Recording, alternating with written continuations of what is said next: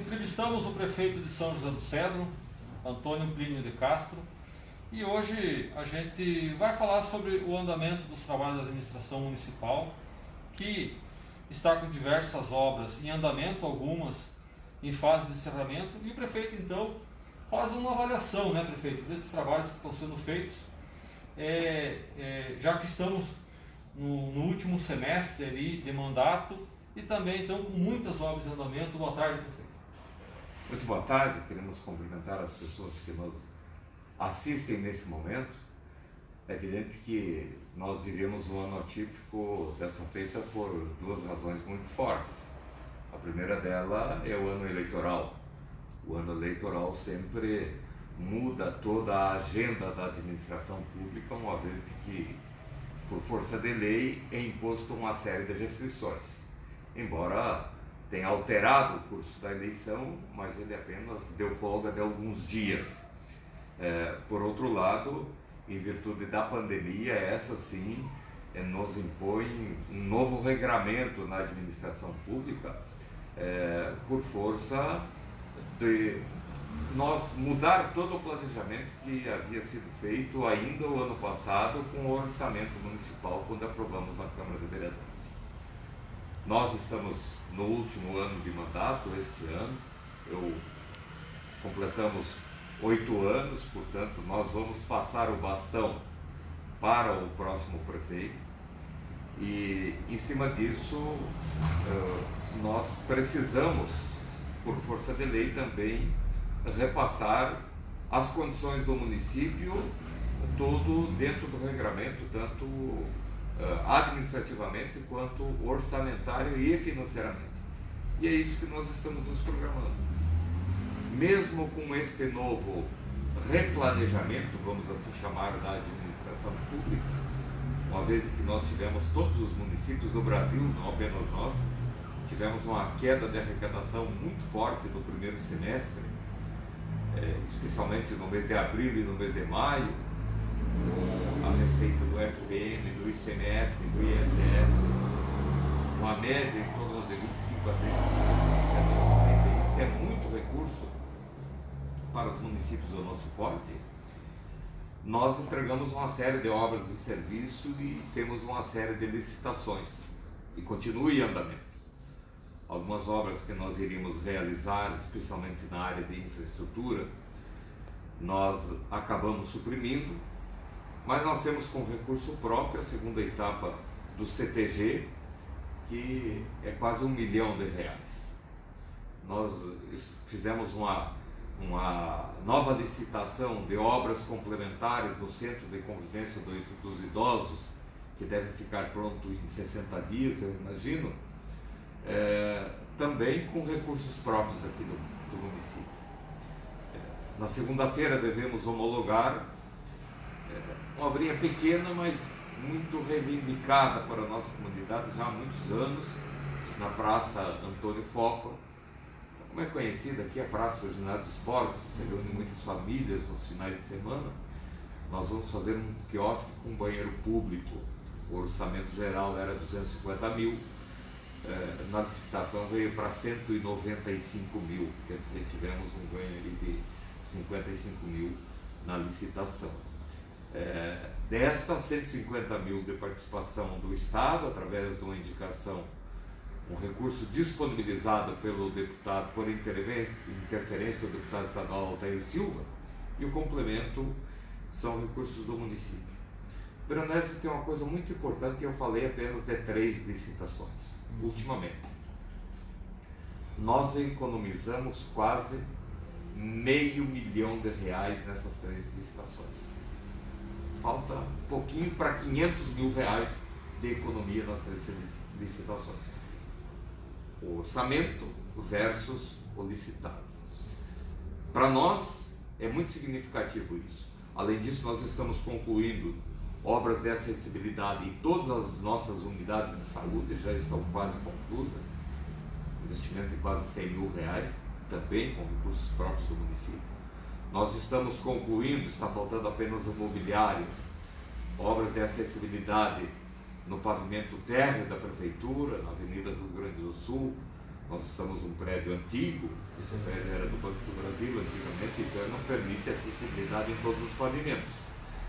Mas nós vamos dar essa condição de acessibilidade no pavimento térreo e vamos estabelecer um local para atendimento onde as pessoas que tiverem mobilidade, o departamento que for solicitado vai descer até lá para atender esses cidadãos que têm essas necessidades.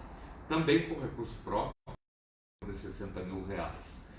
Nós estamos ainda em fase de desenvolvimento, um projeto de R$5 milhões aqui no nosso município, são 60 quadras de passeio padrão, todas elas com acessibilidade também, e mais, creio que 30% de asfaltamento do loteamento Alta Colina, que é um loteamento grande e conhecido aqui do município, e que já trouxe muitos problemas para nós, inclusive de alagamento da cidade. A gente já fez, em tempos, há 3 anos atrás, fizemos uma drenagem enorme, trouxemos a água tudo para o Lajeado Cedro aqui no centro da cidade, abrimos ruas que já estavam pavimentadas, e agora estamos fazendo mais uma etapa para melhorar também as condições aqui da sede do município. Eu destaquei algumas. Nós temos muitas outras pequenas obras que estão em andamento, e todas essas que eu citei, nós vamos finalizar todas elas ainda neste mandato. Pequenas obras e obras estruturantes, sem deixar de lado serviços básicos, como estradas, atendimento em saúde e outros serviços necessários da administração. A administração continua. Nós estamos em fase de licitação em diversos veículos, inclusive para a saúde, com apoio de parlamentares também, aqui do nosso Estado, tanto federais quanto estaduais, que estão nos ajudando. Lógico que a Secretaria de Transportes e Obras lá é uma constante, porque nós temos uma agricultura muito forte, nós temos uma produção de leite muito grande, precisa de condições de acesso a todas as propriedades, independente das condições climáticas, isso a gente tem mantido. Nós estamos com um investimento grande no terceiro parque industrial de incentivo. Nós já temos lá algumas empresas que já estão trabalhando, outras estão se implantando, são 14 novas empresas nesta etapa. Isso é muito significativo para São José do Centro, porque nós precisamos nesse momento de geração de oportunidade de trabalho. E graças a Deus, através do espírito empreendedorismo que tem a nossa gente, com o incentivo do município, isso está acontecendo aqui, inclusive com empresas no interior também.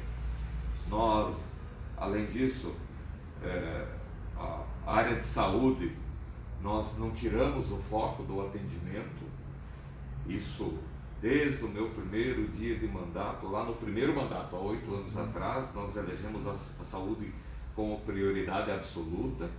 Estamos mantendo isso lá, renovando as estruturas de saúde, foi uma constante isso, a quantidade de veículos, aumentamos a quantidade de veículos, a disponibilização de medicamentos, de exames, ampliamos os itens de medicamento na farmácia básica do nosso município, fizemos programa próprio do município para atender algumas demandas que vinham reprimidas de 3, 4 anos. Não quero nem criticar quem eu sucedi, isso era a história do município já. Vou dar alguns exemplos. Ressonância magnética era uma delas, tomografia computadorizada era outra delas, cirurgias de otorrinolaringologista, que é parte de garganta, esse tipo de coisa, para cirurgias de ortopedia. Isso tinha demanda aqui no município de 3, 4 anos reprimida, das pessoas esperando na fila. Nós chegamos a zerar tudo isso, zeramos a fila. Agora acumulou alguns pacientes, mas em virtude da pandemia, porque se fechou o atendimento das clínicas especializadas. A gente está recomendando que as pessoas só procurem a área de saúde quem realmente tiver necessidade, que for urgência ou emergência, para evitar a contaminação do coronavírus. Então, tanto os profissionais como as clínicas deixaram de atender, por isso que represou um pouquinho, mas tão logo se normalize, a gente já retomou isso, porque já tem o atendimento só não naquela velocidade, porque os profissionais da área também não estão atendendo naquelas condições que tinha antes da pandemia. E um dado muito importante, trouxemos para fazer boa parte das cirurgias aqui no nosso Hospital de São José do Céu, porque contratamos os profissionais para fazer esses procedimentos aqui, coisa que nunca havia acontecido. Nós temos um hospital magnífico na sua estrutura física, eu digo isso com alegria, não com arrogância, não digo com humildade. Eu tive a oportunidade de começar o hospital, boa parte dele em conjunto com a comunidade, com muitos atores que ajudaram, enquanto presidente daquela instituição, fazer toda uma readequação. Os fundadores construíram lá há 60 anos atrás. Nós fizemos toda uma readequação dele, praticamente uma construção quase que nova, e comecei isso como presidente e concluímos como prefeito, sim, em conjunto com a diretoria e com tantas pessoas que nos ajudaram, mas com uma estrutura magnífica que dá condições de dar um bom atendimento para quem precisar. Então, agora como prefeito, nós damos esse suporte também de trazer profissionais aqui. Fiquei muito feliz dessa ação e a saúde, neste momento, o coronavírus é a nossa maior preocupação. Se for falar em coronavírus, estamos tendo um ano atípico, né, prefeito? E também teremos tivemos os primeiros 6 meses atípicos com essa situação da pandemia e provavelmente esse segundo semestre do ano também teremos a pandemia numa fase até crescente. E esse semestre ainda tem outros fatores, temos eleições por aí, as obras dos municípios que têm que ser encerradas, algumas encerradas e entregues, outras não necessariamente. O senhor, presidente da ANEOSC e também um defensor da causa municipalista, sabe que as administrações terão um cronograma um pouco diferenciado agora com essa situação da mudança da lei eleitoral. Como é que o senhor vê este cenário nesse segundo semestre? Nós temos que nos adaptar, não tem jeito. A data já está definida, é 15 de novembro. Eu creio que contra a vontade da grande maioria dos prefeitos, porque eu sinceramente, para mim, do ponto de vista pessoalmente, tudo aquilo que a gente está fazendo para evitar aglomerações de público, solicitando que use máscara, que as pessoas não saiam de casa e assim por diante, para evitar a proliferação do coronavírus, fica difícil de você justificar para as pessoas que têm eleição, e eleição precisa ter campanha, e campanha na nossa região, os municípios pequenos é de casa em casa, é visita e assim por diante. Vamos ter um novo modelo de campanha? Talvez vamos ter um novo modelo de campanha. Agora, qual é o número de pessoas que vão se abster de votar? Eu, se eu fosse pessoa de risco, não tivesse que votar, eu não iria votar, porque vou explorar a minha saúde. Então, eu sempre defendi o seguinte, que não tivesse eleição esse ano, e não precisa ter prorrogação de mandato, não. Nós fomos eleitos para 4 anos. Eu acho que o país está em calamidade pública por uma pandemia na área de saúde.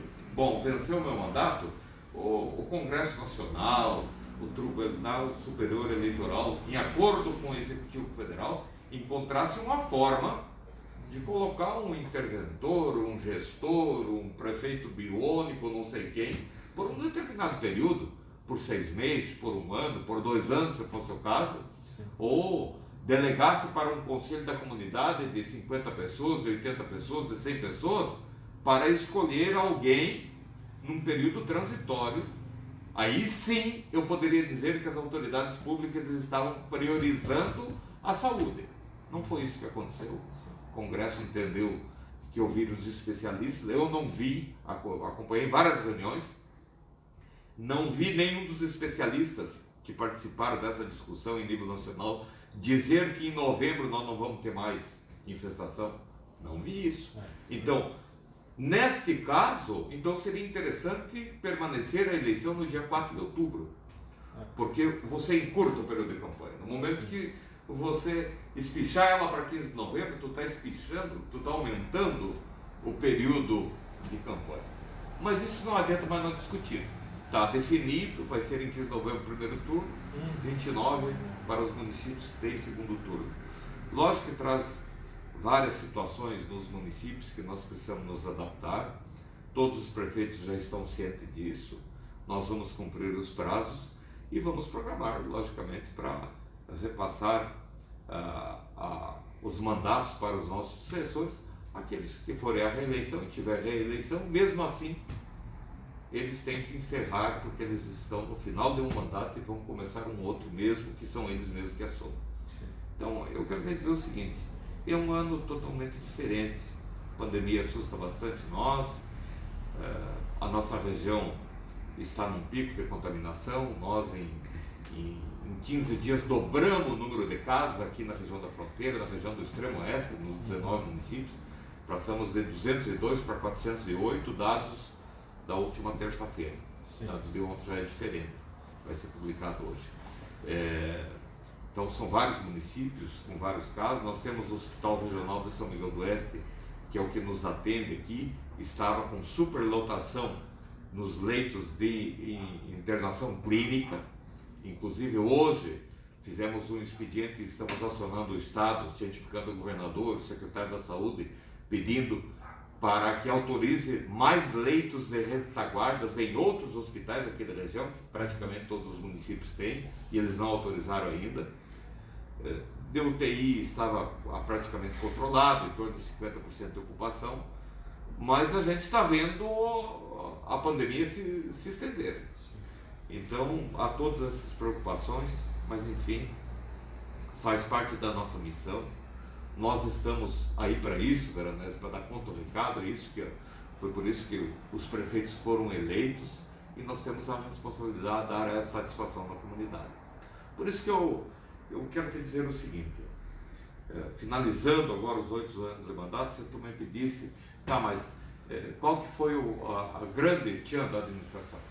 Eu não vou te falar de obra nós temos aí para muitos anos que nós fizemos, obra de infraestrutura, falei de hospital, tem corpo de bombeiro, Secretaria de Transportes e Obras, Parque Industrial, Parque de Exposições, refizemos a Expocedro, o CRAS, a Copacep, o Centro de Convivência da Terceira Idade, um dos mais bonitos do estado. E para as pessoas que estão nos assistindo compreender, 130 mil metros de asfalto, quer dizer, são 13 hectares de asfalto, tanto na cidade quanto no interior.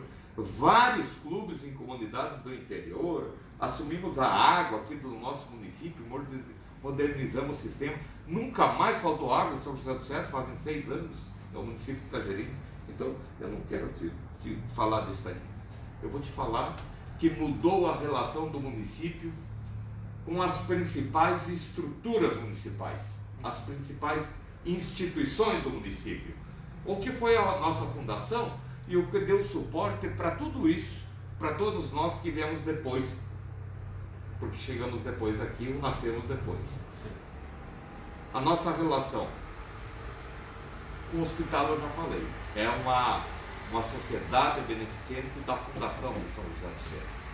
Nós melhoramos esse fluxo de relação, valorizamos. Nós valorizamos o Ipiranga, que é campeão estadual de amadores, o clube de futebol que está no coração do cedrense, no sentimento. Jamais, um período de administração, teve essa relação de ajuda financeira mesmo, de estrutura, de suporte para o Ipiranga. A PAI de São José do Certo, temos uma relação afinada com a participação importante do município também. O Clube Cedrense, o único que nós temos aqui no município, no centro da cidade, também melhoramos muito esta relação. O Lions Clube, que é uma entidade nem é filantrópica, é uma entidade que só faz o bem para todos. Nós, da mesma forma, inclusive, estamos cedendo para eles um terreno para construir a área física. A Associação Comercial e Industrial e o CDL, são 2 entidades que representam toda a nossa indústria, todo o nosso comércio, que nós precisamos dar a essa sustentação. Nós, da mesma forma, estabelecemos uma parceria muito forte com eles, que até permitiu nós resgatar a Expocedro, que há 20 anos não se realizava, e fizemos a 3ª, a 4ª e a 5ª edição. Então, se tu me pedir, mas o que foi mesmo? O que foi que nós harmonizamos o município, valorizamos os nossos pilares da construção da sociedade, aqui representado por essas instituições. Tem outras, o CTG, eu já falei, tem outras, mas essas talvez sejam as mais fortes, as principais, e conseguimos manter uma boa relação na área política, com o poder legislativo, que é muito importante, e o mais importante, com os outros poderes, com o poder judiciário. Se partir para o lado do Ministério Público, mais de 150 denúncias eu recebi. Mais de 150 denúncias. Mais da metade delas anônima, no âmbito do Ministério Público. Nenhuma delas virou ação no Poder Judiciário. Todas foram arquivadas porque não tinha fundamentação para que ela prosseguisse. Portanto, eu torço ainda de que nesses 6 meses que faltam para encerrar o mandato consiga sair da administração sem nunca ter respondido uma ação no Poder Judiciário por malversação do dinheiro público, improbidade administrativa, esse tipo de coisa. Parabéns. Prefeito, para nós encerrar aqui, alguma consideração final? Minha consideração final é apenas uma recomendação para que as pessoas procurem escutar as autoridades de saúde do país, do estado, especialmente dos municípios, porque está na conta dos municípios a prevenção ao coronavírus. Manter o distanciamento social, usar máscara, a higienização das mãos, das roupas, enfim, todas aquelas medidas de segurança, de isolamento, para que nós possa vencer essa pandemia o mais breve possível. Esta é a nossa recomendação.